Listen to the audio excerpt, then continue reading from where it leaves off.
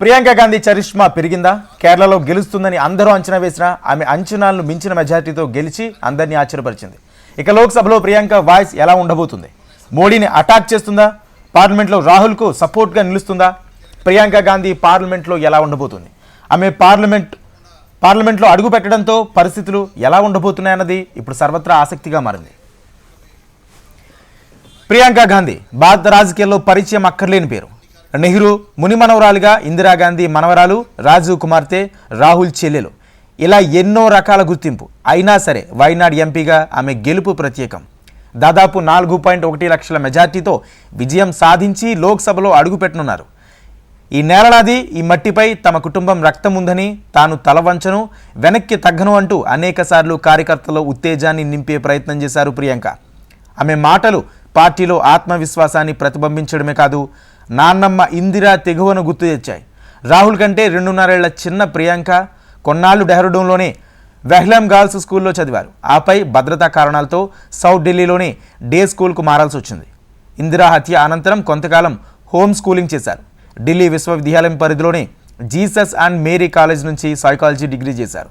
చిన్నపిల్లల మనస్తత్వంపై ఆసక్తితో child psychology చదవాలనుకున్నారు Priyanka. కానీ కుటుంబ బాధ్యతలతో ఆ పని చేయలేకపోయారు. తర్వాత కొంతకాలం ఆర్ట్స్ అండ్ క్రాఫ్ట్స్ టీచర్గా పనిచేశారు.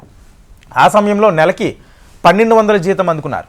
కొన్నాళ్ళు రేడియో ఆపరేటర్గాను విధులు నిర్వర్తించారు. 2010లో ఆమె బౌద్ధ అధ్యయనాల్లో MA పూర్తి చేశారు.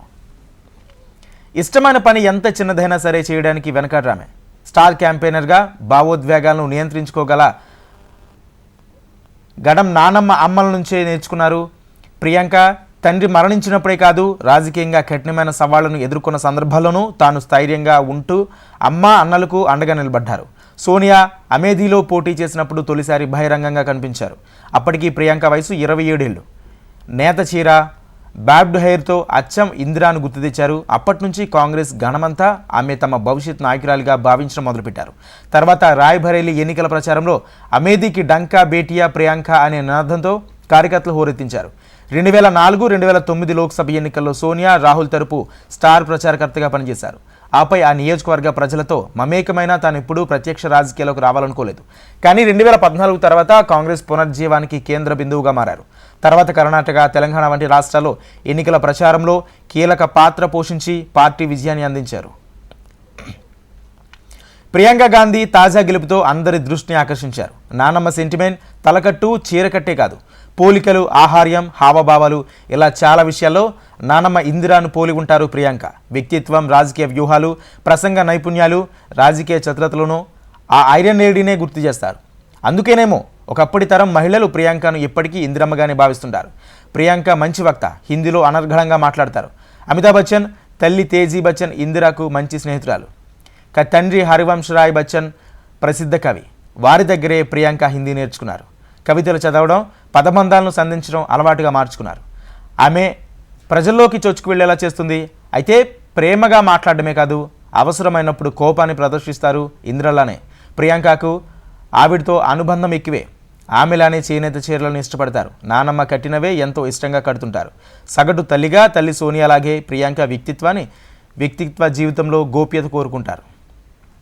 ఇక దేశ ప్రజలందరూ ప్రియాంక రాజకీయ అరంగేట్రం కోసం ఎదురు చూస్తున్న తరుణంలో తన చిన్ననాటి స్నేహితుడు రాబర్ట్ వాద్రాను వివాహం చేసుకున్నారు. అబ్బాయి రైహాన్, అమ్మాయి మరయాల్ని చేసుకోవడం కోసమే చాలా కాలం రాజకీయాల నుంచి దూరంగా ఉన్నారు. ఇక ప్రియాంకకు వంట చేయడం, ఫోటోగ్రఫీ అంటే అమిత శక్తి. ముఖ్యంగా వైల్డ్ లైఫ్ని తన కెమెరాలో బంధించడానికి ఇష్టపడతారు. ఏ కాస్త ఖాళీ దొరికినా ఇంటిని, వంటగదిని చక్కబెడతారట ప్రియాంక. పిల్లలకు నచ్చిన వంటకాలను చేసి పెడతారట. ఎన్ని పనులున్నా సగటు ఇల్లాలిగా, తల్లిగా తన బాధ్యతలు నిర్వర్తించడంలో ఏమాత్రం వెనకడుగు వేయరు. ప్రియాంక ఏం చేసినా క్రేజ్ ఎక్కువే. సామాజిక మాధ్యమాల్లో చురుగ్గా ఉంటారు. ఆమె ట్విట్టర్ ఖాతా తెరిచినప్పుడు 24 గంటల్లో 2 లక్షల మంది ఫాలో అయ్యారట. అది సరిపోదు ఆమె చరిష్మా తెలియడానికి. ఇలా ప్రియాంక అందరినీ ఆకట్టుకుంటుంది. ప్రియాంక ఇప్పుడు లోక్సభలో అడుగుపెట్టడంతో లోక్సభలో తాను వైనాడ్ నియోజకవర్గం వాణి వినిపిస్తుందంటే. అయితే వైనాడ్ నియోజకవర్గాన్ని దేశంలోనే ఒక అద్భుతమైన నియోజకవర్గంగా మారుస్తానంటూ హామీ ఇచ్చింది. మరి పార్లమెంట్లో మోడీపై విరుచుకుపడుతుందా, రాహుల్కు సపోర్ట్గా నిలుస్తుందా అంటే ఖచ్చితంగా నిలుస్తుందని అంటున్నారు రాజకీయ విశ్లేషకులు. అయితే ఆమెను ఎదుర్కొనేందుకు బీజేపీ ఎలాంటి ప్లాన్ చేస్తుంది? రాహుల్ని టార్గెట్ చేసినట్లు ప్రియాంకను కూడా టార్గెట్ చేస్తారనేది వేచి చూడాల్సిన విషయం.